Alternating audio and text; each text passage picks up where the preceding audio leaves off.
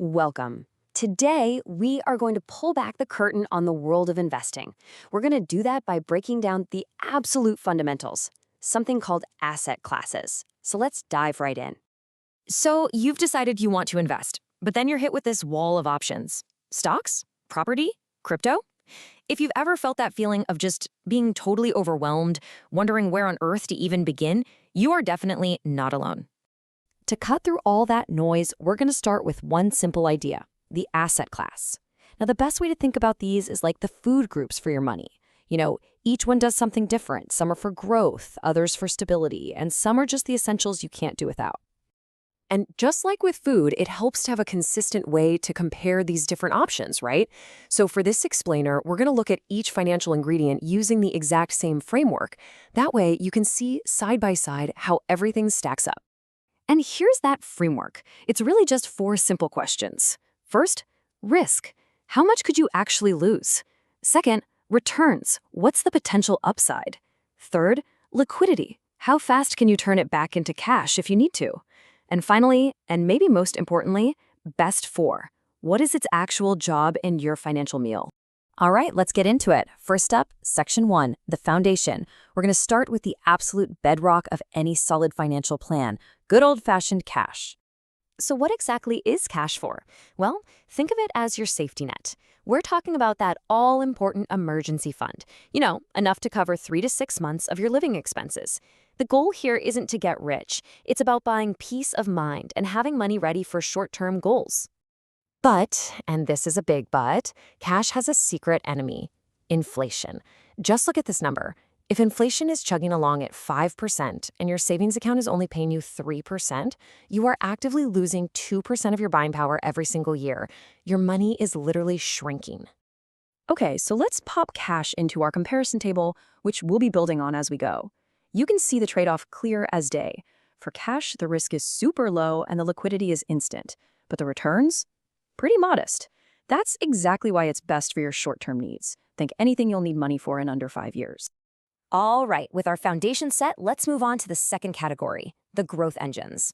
This is the part of your portfolio that's really designed to build long-term wealth. We are, of course, talking about stocks. Now, stocks are all about owning a piece of a company. And man, the outcomes can be, well, pretty dramatic. On one hand, you have the dream scenario. $1,000 in Apple 20 years ago would be worth an incredible $130,000 today. But then there's the other side of that coin, the reality. That same $1,000 in a company like Blockbuster, it would be worth exactly zero. High risk, high reward. So how do you manage that crazy risk? Let's use another analogy. Buying a single individual stock is kind of like buying one giant chocolate bar. If it turns out to be amazing, fantastic. But if not, well, you've lost your entire investment.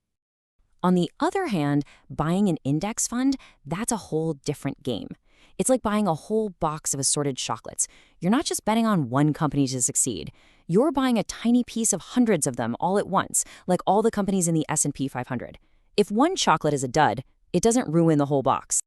And if you want proof that this diversification strategy works, just look at this number. Even with all the market crashes and recessions we've seen, the S&P 500 index has returned an average of over 10% per year since 1957. You're not trying to beat the market. You're just owning a piece of the whole thing.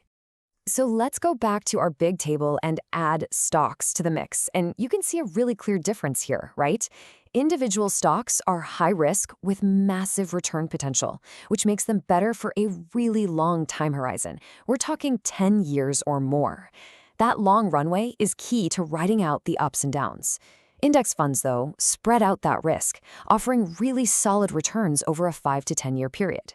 Okay, moving right along to our third section, the diversifiers. See, a really smart portfolio isn't just about growth, it's also about stability. So let's look at a couple of assets that tend to dance to their own beat, often behaving differently from the stock market: property and gold. Ever thought about investing in property but just couldn't deal with the thought of being a landlord?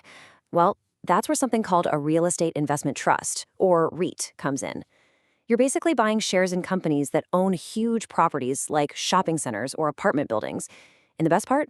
By law, they have to pay out 90% of their profits as dividends. That's fantastic for generating income. And then, of course, there's gold. I love this quote because it just perfectly sums up its role. Gold is not there to help you get rich. It is there to potentially help you stay rich. Think of it as a safe haven, a financial stabilizer when all the other markets start to get a little shaky. All right, let's slot these into our table. You can really see their unique jobs now, right? REITs offer this nice blend of income and growth with medium risk. Gold, on the other hand, gives you lower returns but also lower risk, which is why it can be a key stabilizer for your overall portfolio. And that brings us to our fourth and final category, the one that gets all the headlines, for good and for bad. The wild card, crypto. When you get down to it, crypto is basically a big bet on the future of decentralized finance. And as the simple chart shows, the potential outcomes are, well, extreme. We are talking about massive swings where your investment could plummet 90% or rocket up by over 500%. This is pretty much the definition of high volatility. And there it is, the whole shebang, our completed table. With crypto slotted in at the very bottom, you can see the entire spectrum at a single glance, from the absolute stability of cash all the way to the pure speculation of crypto. This one slide is basically your cheat sheet.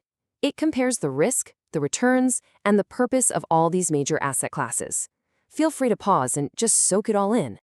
So that brings us to the big finale, building your meal. Now that we understand all the different ingredients, how do we actually put them together on a plate? And honestly, if you take only one thing away from this whole explainer, let it be this. The goal is not to find the single best asset class, because spoiler alert, it doesn't exist. The real goal is to create a balanced mix that is specifically tailored to your personal goals, your timeline, and your comfort with risk. It's all about creating a portfolio that works for you. So, I guess the only question left to ask is this. Now that you know the different ingredients on the menu, what will you choose for your financial meal?